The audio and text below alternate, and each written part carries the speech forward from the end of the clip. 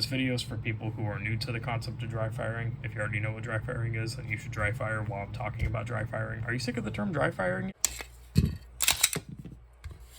So, you made the decision to carry a gun every day for self-defense. That's base, that's sick, we love that. So you took the time to carefully consider, okay, this is what I want to get because of the size and concealability, or the mag capacity, or ease of use, or whatever kind of jazz that you're looking for. Or you watch some kind of slop tuber sell you something that you really didn't need, and you were like, oh yeah, you need this, brother, this is the bee's knees, this is the happening thing, blah blah blah. So now you've got your gun, you've got reliable magazines, you've got your holster, you have all your ammo and such. But now the next thing that you may do is say, okay, I'm good, and then never train with it or dry fire or anything like that, and it just kind of stays in your holster and gets gross from all the sweat and whatnot. If you're like me and you can afford to go to the range once every week or sometimes once every month, I know some people live a decent amount a ways away from their range, and so you're thinking, okay, well, I got to spend a tank of gas to get over there.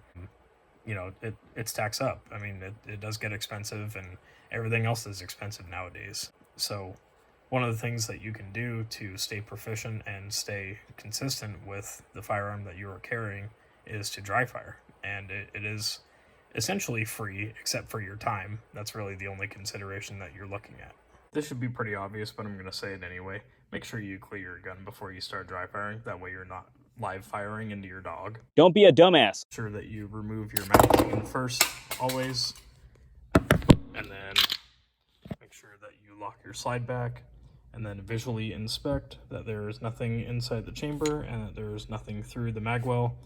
It is clear. If you are using a striker fired pistol, then you can dry fire until you're blue in the face.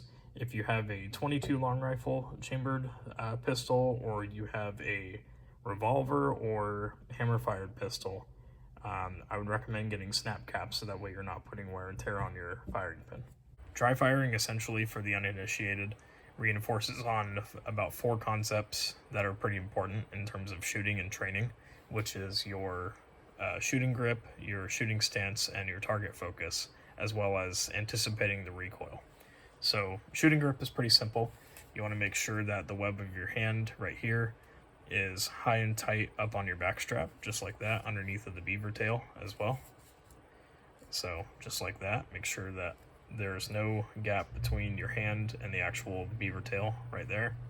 And then you want to make sure that your other hand fits within this curve right here, just like this, and your thumbs are facing forward.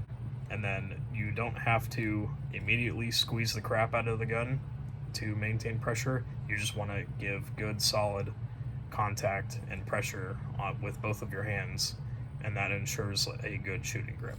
Your shooting stance is going to be pretty simple. It's kind of like a weaver stance, where basically your feet are shoulder width apart, and then make sure that the dominant, or the hand that you're going to be shooting with, you're going to take a step back on like that, and then making sure that your knees are bent.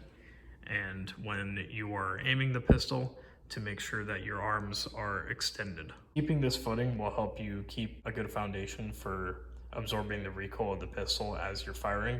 And then the other thing I forgot is make sure that you're leaning slightly forward. Make sure you're not leaning back.